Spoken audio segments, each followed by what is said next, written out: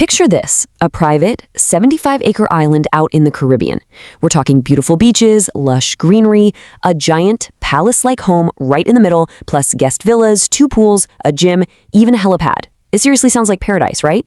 A little slice of heaven on earth, all owned by a wealthy American named Jeffrey Epstein.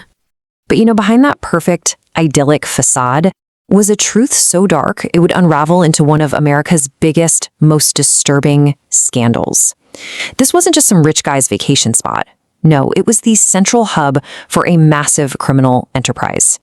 The people who actually lived on the nearby islands, well, they had a very different name for it. They called it Pedophile Island, and the reason why is just horrifying. Underage girls, some as young as 12 years old, were being trafficked to this island and sexually abused. And just imagine, trapped, with the ocean all around you, escape was pretty much impossible. What's truly insane is when you look at the guest list.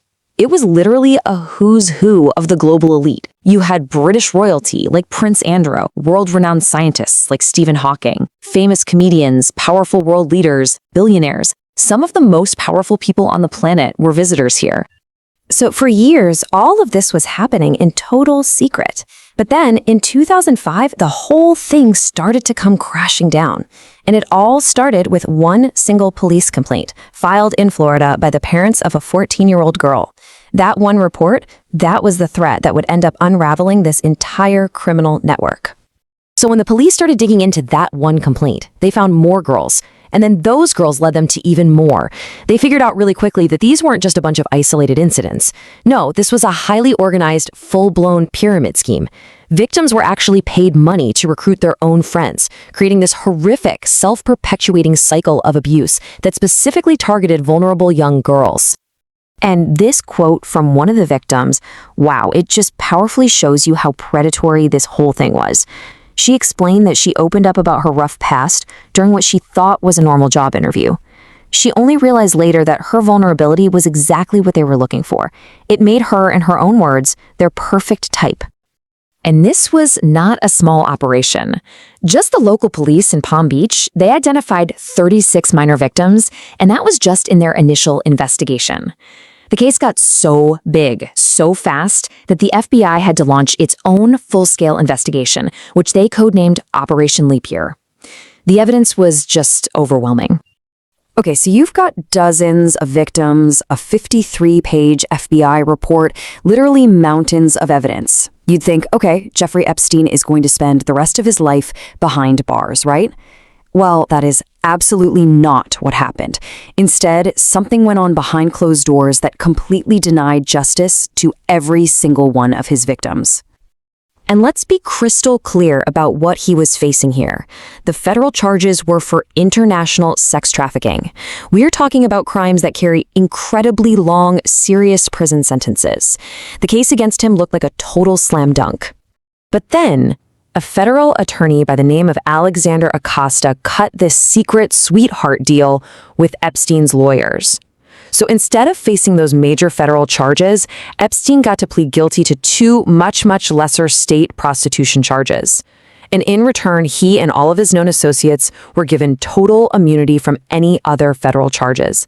And the most unbelievable part, the whole deal was sealed, it was hidden from the public, and completely illegally from the victims themselves.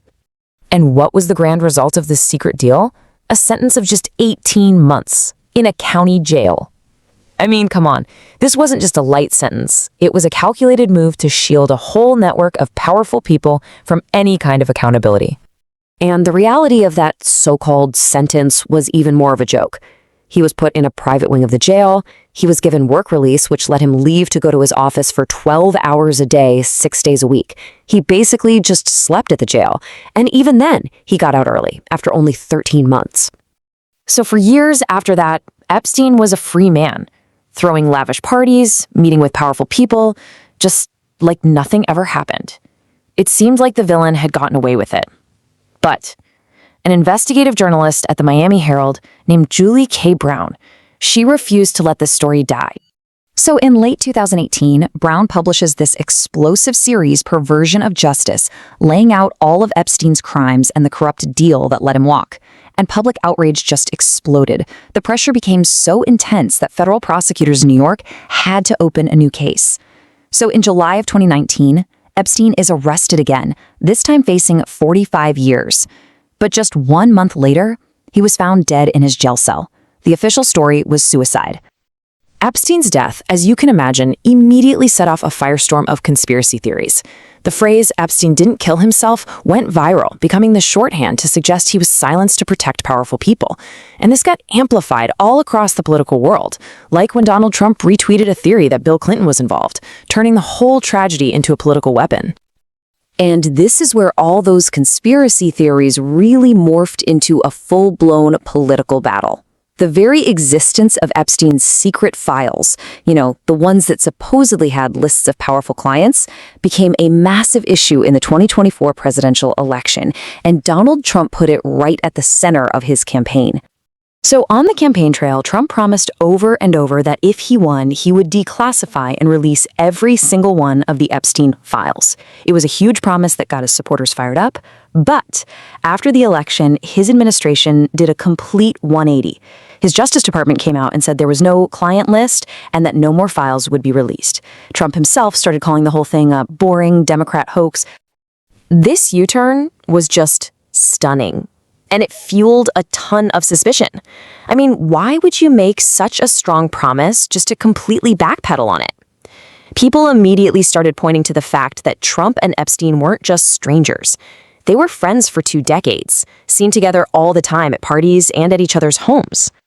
And when a small piece of the files was finally released because of all the public pressure, some of the info in there was about Donald Trump. In one email, Jeffrey Epstein himself actually wrote that Trump knew what was going on, claiming Trump had even asked his accomplice, Ghislaine Maxwell, to stop all this, which seems to imply he knew about the abuse. Then came this testimony. An FBI document detailed an account from a limo driver who claimed that way back in 1995, he overheard Trump on the phone talking about abusing a girl. And according to this document, when the driver mentioned this later to a woman, she confided in him and said, quote, "Trump and Epstein had raped me." These revelations were absolutely shocking, but they really raise an even bigger question. If this is the kind of stuff we learned from just the tiny, tiny fraction of files that were actually made public, what else is being hidden? This story is clearly nowhere near over. Because even the documents we have seen are heavily, heavily censored. They're just covered in black lines. Names are blacked out, dates are gone, entire paragraphs are just missing. It makes it almost impossible to piece together what really happened. And that's just the stuff that's been released. The truly staggering thing is what hasn't been. It's estimated that there are over 1 million Epstein-related documents that the Justice Department is still sitting on that have not been seen by the public.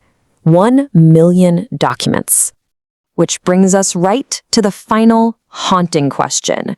With so much information still hidden, with so many names still redacted, and with over 1 million documents still under lock and key, who else is being protected in Epstein's files?